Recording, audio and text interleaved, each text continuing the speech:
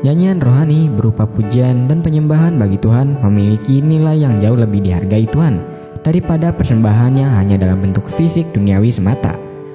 MTT Inspiration. Embun pagi. Terkadang yang terbaik dalam hidup datang dari hal-hal yang sederhana. Selamat beraktivitas, semoga kita selalu sehat, yang bersyukur, dan jadi yang terbaik. Amin, ya Mujibah Sailin. MTT cover Bayu Bukateja. Akulah roti hidup. Roti sering dipakai sebagai simbol makanan secara keseluruhan. Bila para pengusaha roti terkenal bangga menawarkan produk roti mereka dengan segala keistimewaan, rasa dan bahan. Tuhan menawarkan roti yang membawa kita pada kehidupan. Roti yang dikonsumsi agar menunjang tubuh fisik, tetapi roti hidup menghidupkan tubuh dan roh kita. Firman Tuhan menegaskan, "Akulah roti hidup yang telah turun dari surga. Jikalau seorang makan dari roti ini, ia akan hidup selama-lamanya. Dan roti yang kuberikan itu ialah dagingku yang akan kuberikan untuk hidup dunia." Jadi, barang siapa memiliki anak, ia memiliki hidup.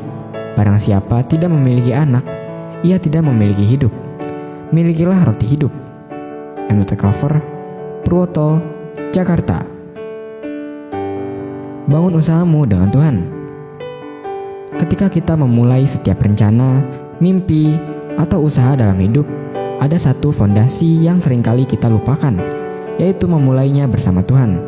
Bukan sekedar meminta berkat, tetapi menjadikan Dia sebagai pusat dari segala yang kita lakukan.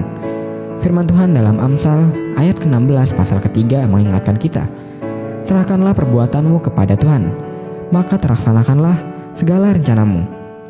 Ketika kita memilih untuk bangun pagi dengan doa, merancang rencana dengan hikmat-Nya, dan menjalani hari dengan keyakinan bahwa Dia memimpin langkah kita, maka setiap usaha kita tidak hanya menjadi pekerjaan tangan, tetapi ibadah yang berarti.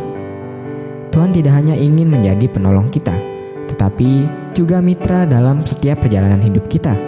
Ketika kita menyadari bahwa setiap langkah dimulai dari Dia dengan tuntunan firman Tuhan dan Roh-Nya, maka kita akan melihat berkat-Nya, bukan hanya dalam hasil, tetapi juga dalam proses.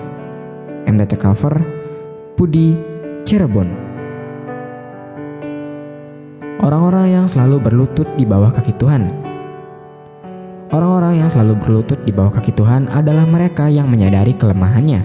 Mereka tahu bahwa tanpa Tuhan, mereka tidak akan sanggup bertahan hidup dalam himpitan. Mereka adalah orang-orang yang tidak mengandalkan kekuatan sendiri. Seperti Daud yang diremehkan karena bertubuh kecil saat melawan Goliat. Secara logika, memang tidak akan mampu membuat Goliat jatuh. Namun atas penyertaan Tuhanlah, Daud mampu mengalahkan Goliat. Saat kaki kita selalu berlutut di hadapan Tuhan, maka Tuhan akan memberikan kita kekuatan agar sanggup berdiri saat menghadapi situasi apapun. Persoalan dan beban berat tidak akan mampu membuat kita terjatuh hingga tergeletak. Dan bersama dengan Tuhan, kita akan sanggup melampaui hal-hal yang mustahil. Masuklah, marilah kita sujud, menyembah, berlutut di hadapan Tuhan yang menjadikan kita. MTT cover Cipto, Purwokerto. Firman Tuhan. Ya Tuhan, bukalah bibirku, supaya mulutku memberikan pujian-pujian kepadamu. Sebab Engkau tidak berkenan kepada korban sembelihan. Sekiranya kupersembahkan korban bakaran, Engkau tidak menyukainya. MTT cover Sulaiman, Cirebon.